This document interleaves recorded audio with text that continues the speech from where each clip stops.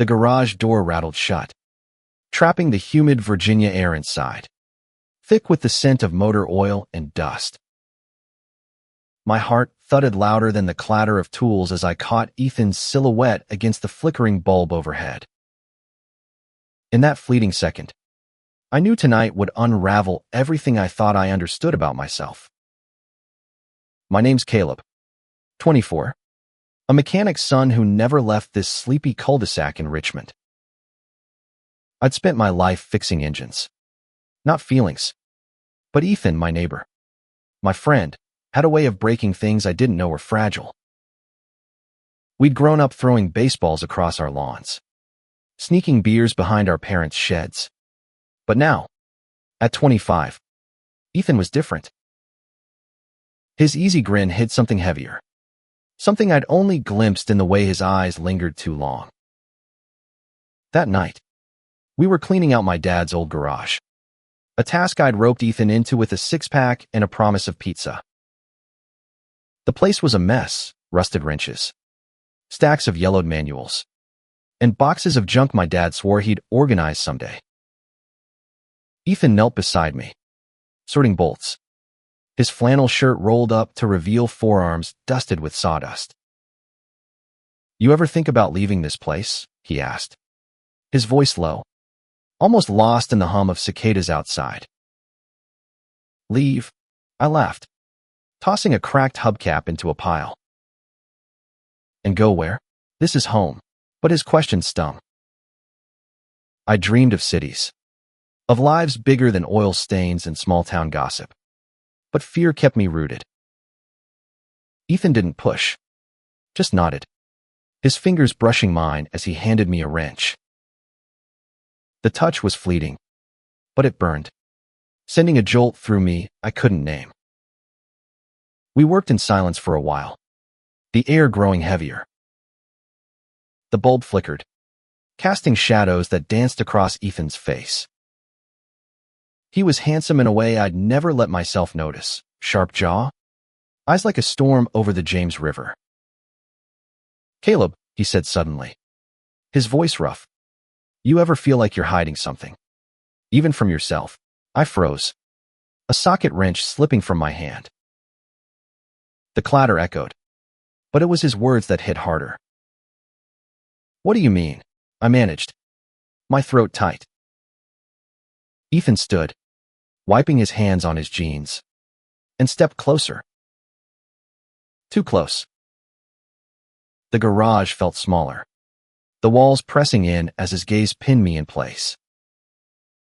"I mean," he said, his voice barely above a whisper, "sometimes I look at you, and I don't know how to say what I'm feeling." His hand reached out, hesitating, then grazed my arm. It wasn't an accident. It was deliberate, electric, and it shattered the careful distance we'd always kept. My breath caught, and for a moment, I didn't move, didn't think, didn't breathe. "Ethan," I started, but the words died. Outside, a dog barked, and the world kept turning, oblivious to the seismic shift inside this cluttered garage. I wanted to pull away, to laugh it off, but my body betrayed me, leaning into his touch. His fingers lingered, warm and steady, and I saw it in his eyes: fear, yes, but also a hunger that mirrored something I'd buried deep. The moment stretched, fragile as glass, until the garage door creaked open. My dad's voice boomed. "Caleb, you boys done yet?" We sprang apart, hearts racing, the spell broken. Ethan muttered something about needing air and slipped out the side door, leaving me staring at a pile of screws. My world tilted off its axis. That night, I lay awake, replaying his touch, his words. I'd grown up in a town where different was a dirty word, where church sermons preached love, but not for people like what? Like me? The thought was a knife, sharp and unfamiliar. I'd always been the good son, the guy who fixed things, not the one who broke them. But Ethan's touch had cracked something open, and I couldn't unfeel it. The next morning, I avoided the garage, but Ethan knocked on my door, his expression unreadable. "We need to talk," he said, and my stomach dropped. He led me to the old oak tree in his backyard, where we'd carved our initials as kids. "Last night," he began, his voice unsteady. "I didn't mean to scare you. But I can't keep pretending I don't feel this." "Feel what?" I snapped, defensive, but my heart was pounding. Ethan stepped closer, his breath warm against the morning chill. "This," he said, and before I could react, he kissed me. It was quick, desperate, and it tasted like everything I'd been too afraid to want. I pulled back, gasping, my mind a storm of panic and need. "Ethan, we can't," I whispered, but even as I said it, I knew I didn't mean it. His eyes searched mine, and for the first time, I saw him, not the boy I'd grown up with, but the man who just turned my world upside down. "Why not?" he asked, his voice breaking. "Because of this town, because of what people will say." I didn't have an answer. Not then. But as I stood under that oak tree, the weight of his question pressed against me, heavy as the Virginia summer. I knew one thing: whatever happened next, there was no going back. The kiss lingered like a bruise, tender and impossible to ignore. I spent the next day in a haze, avoiding Ethan's house, my dad's garage, and the mirror that might force me to face myself. But Richmond streets, lined with dogwoods and picket fences, felt like a cage closing in. By noon, I was back at the garage, pretending to organize tools, but really chasing the ghost of Ethan's touch. My dad noticed my distraction, grumbling about my head being in the clouds, but he didn't push. He never did. That was the problem with this town. Everyone saw what they wanted, ignored what they didn't. I wondered how long I'd been doing the same. Ethan showed up that evening, uninvited, his hair damp from a sudden rain. "You've been dodging me," he said, leaning against the workbench, his voice steady but his eyes betraying a flicker of hurt. I wanted to deny it, to say I'd been busy, but the lie stuck in my throat. Instead, I tossed him a rag to dry off, our fingers brushing again. That spark, damn it. It was still there. "We need to figure this out, Caleb," he said, stepping closer. The rain drummed on the garage roof, a rhythm that matched my racing pulse. "I'm not sorry about yesterday. I've wanted to do that for years." His confession hit like a punch, stealing my breath. Years? How had I missed it? Or had I just refused to see? "I don't know what this is," I admitted, my voice raw. I'm not like that." But the words felt hollow, like a script I'd been fed. Ethan's jaw tightened, but he didn't back down. "You don't have to have it all figured out," he said. "But don't lie to yourself." Not about this. He was right, and I hated it. Growing up, I'd heard the whispers about those people, the sermons that branded love like this a sin. My dad wasn't a bigot, not outright, but he'd laugh at the wrong jokes, not at the wrong comments. And me? I'd stayed silent, complicit in my own way. Now, standing inches from Ethan, I felt the weight of that silence. "Let's get out of here," Ethan said suddenly, grabbing my hand. Before I could protest, he pulled me into the rain, the cold drops shocking against my skin. We ran to his truck, laughing despite everything, and drove to the outskirts of town, where the James River glittered under a half moon.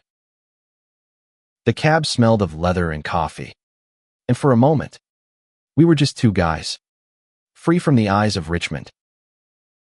By the river, Ethan turned to me, his face half lit by moonlight. "I've been scared too," he said. "Scared of what this means, of what people will think. But when I'm with you, it's like none of that matters." His words broke something in me, a dam I'd built to keep these feelings at bay. I kissed him then, harder than he'd kissed me, pouring every fear and hope into it. We stayed there for hours, talking, touching, stealing moments the world couldn't take away. He told me about the nights he'd lain awake, wrestling with who he was, and I shared my own doubts, the ones I'd never voiced. But the high didn't last.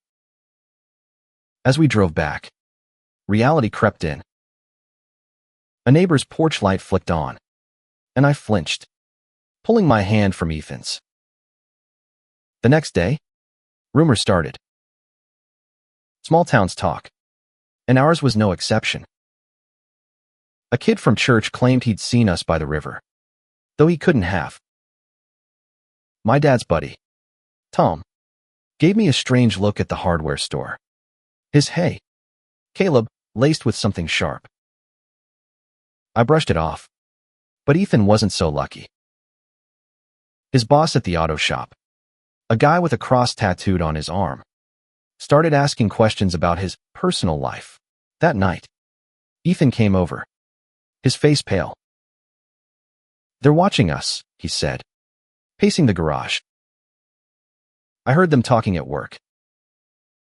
They know something." My stomach churned. I wanted to tell him it didn't matter, that we could handle it, but the fear in his eyes mirrored my own. This wasn't just about us anymore. It was about surviving a town that didn't forgive. The garage became our sanctuary, the only place we could steal moments without eyes boring into us. But even there, the walls seemed to whisper, echoing the town's growing suspicion. Ethan's touch, once a spark, now carried a weight I couldn't ignore. Every brush of his hand was a risk, every glance a rebellion. A week after the river, my dad caught us. We weren't doing anything, just sitting too close, laughing over a shared memory, but his eyes narrowed, and the air shifted. "Ethan, you got work tomorrow?" he asked. His tone clipped. Ethan nodded, leaving quickly, and my dad turned to me. "Be careful, Caleb," he said, not meeting my eyes. People talk. He didn't say more, but the warning hung heavy, a line drawn in the dust. I tried to keep things normal, but normal was gone. At the diner, Mrs. Carter, the church organist, stared as I picked up coffee. At the gas station, a guy from high school muttered something under his breath as I passed. Ethan's boss cut his hours, claiming budget issues, but we knew better. The town was closing ranks, and we were on the outside. Ethan suggested leaving, just for a weekend, to clear our heads. We drove to a cabin in the Blue Ridge Mountains, a place his uncle owned, far from Richmond's judgment. The mountains were a revelation, crisp air, endless pines, and a quiet that let us breathe. We hiked trails, cooked over a fire, and for 2 days, we were just Caleb and Ethan, not the town's pariahs. One night, under a sky thick with stars, Ethan took my hand. "I want this," he said, his voice fierce. "Not just here, but everywhere. I want us." His words were a vow, and I wanted to echo them, but fear clawed at me. What did us mean in a world that didn't want us? I kissed him instead, letting my body say what my voice couldn't. Back in Richmond, reality hit hard. Ethan's truck was vandalized, keyed with a slur that made my blood run cold. He didn't tell me at first, but I saw it in the shop's parking lot. the ugly word carved into the paint. "It's just some idiot," he said, but his voice shook. I wanted to scream, to fight. But who? The whole town felt like the enemy. I went to my dad, hoping for an ally. He listened, his face unreadable, as I told him about the truck, about the whispers. I didn't mention the kiss, the nights by the river, but I think he knew. "You're my son," he said finally, his voice low. "But this town, it's not kind to certain things. You need to think about what you're doing." It wasn't condemnation, but it wasn't acceptance either.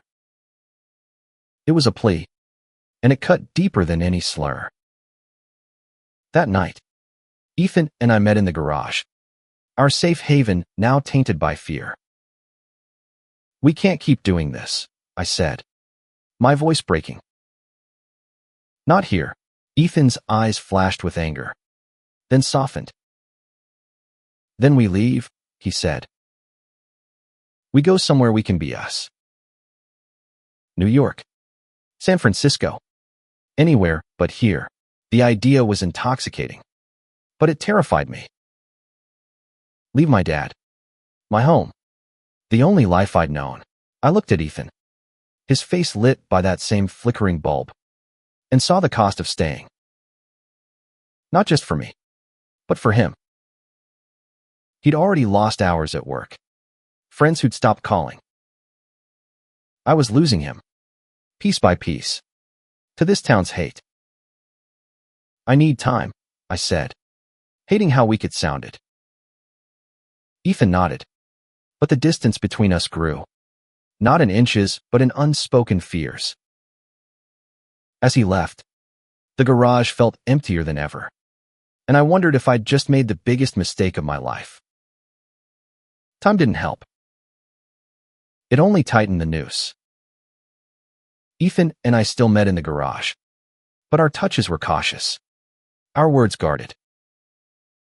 The town's whispers had grown to a roar, and every day brought a new wound, a snide comment at the bar, a cold shoulder at church. A note slipped under Ethan's door that read, "Leave." My dad tried to bridge the gap, inviting Ethan over for dinner. But it was awkward, the silence louder than our forced small talk. After, he pulled me aside. "I don't understand it," he said, his voice heavy, "but I see you're hurting. Just be smart." Caleb. It was the closest he'd come to acceptance, but it wasn't enough to stop the bleeding. Ethan was unraveling. His boss fired him, citing attitude problems, and his landlord hinted at not renewing his lease. "They want me gone," he told me one night, his voice hollow.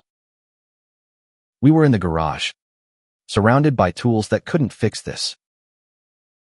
I wanted to hold him, to promise we'd escape, but my own fear kept me silent. Then it got worse. A group of guys from the auto shop cornered Ethan outside the diner. They didn't touch him, but their words were fists, slurs, threats, laughter that cut like glass. Ethan didn't fight back, just walked away. But when he told me, his eyes were haunted. "I can't do this alone," he said, and I felt the weight of my indecision crushing us both.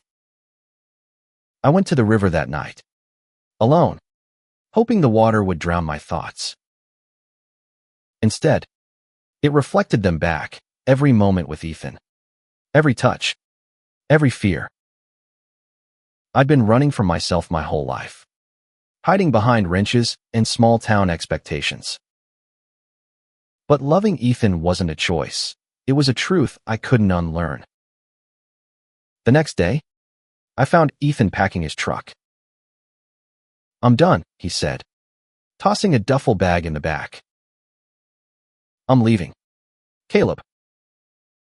Tonight, his voice was steady, but his hands shook.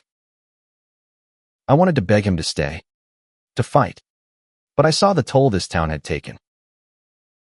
His spark was fading, and I couldn't let it die. Where? I asked, my voice barely a whisper. Chicago, he said. I've got a cousin there. It's not perfect, but it's not here. He paused, his eyes searching mine. Come with me. The words hung between us, a lifeline and a leap. I thought of my dad, my home, the garage where this all began. Then I thought of Ethan, and the life we could have if I was brave enough to claim it. I'm scared, I admitted, tears burning my eyes. Ethan stepped closer, his hand finding mine. Me too, he said. But I'd rather be scared with you than safe without you. His words broke the last of my walls, and I nodded, the decision settling like a stone in my chest. We spent the day planning in secret, packing my essentials into his truck. My dad caught us as we loaded the last box.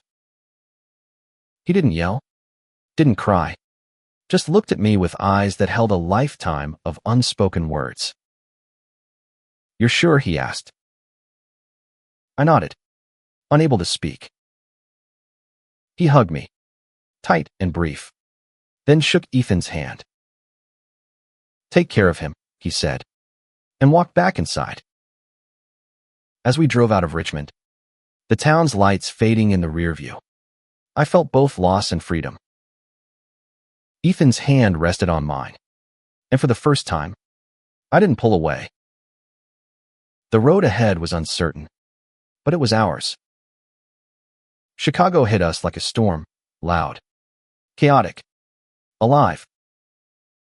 We found a tiny apartment in Wicker Park, its walls thin but ours. The city didn't care who we were, and that indifference was a gift. Ethan got a job at a garage, and I found work at a bike shop, fixing gears instead of engines. It wasn't Richmond, but it was home. The first months were hard. We fought about money, about space, about the ghosts of our pasts. But every argument ended with us closer, learning each other in ways the garage never allowed. Ethan's laugh came back, brighter than ever, and I found myself smiling without fear. One night, we walked along Lake Michigan, the wind sharp against our faces. Ethan stopped, pulling me close. You saved me, he said, his voice soft but sure. I shook my head. We saved each other, and we had. From Richmond, from silence, from lives that weren't ours. I called my dad every Sunday, his voice warmer with each conversation. He visited once, awkward but trying, and when he saw us together, he smiled, a real one. You look happy, he said, and I was. Not perfect, not easy, but happy. The garage was a memory now, a spark that lit a fire. Ethan and I built a life, not just for us, but for the kids like us, the ones still hiding in small towns. We volunteered at a youth center, sharing our story, showing them love wasn't a sin, no matter what the world said. One evening, as we cleaned our tiny apartment, Ethan's hand brushed mine, deliberate, like that night in the garage. I laughed, pulling him close, and we danced to no music, our future unwritten but ours to shape. The world hadn't changed, but we had, and that was enough.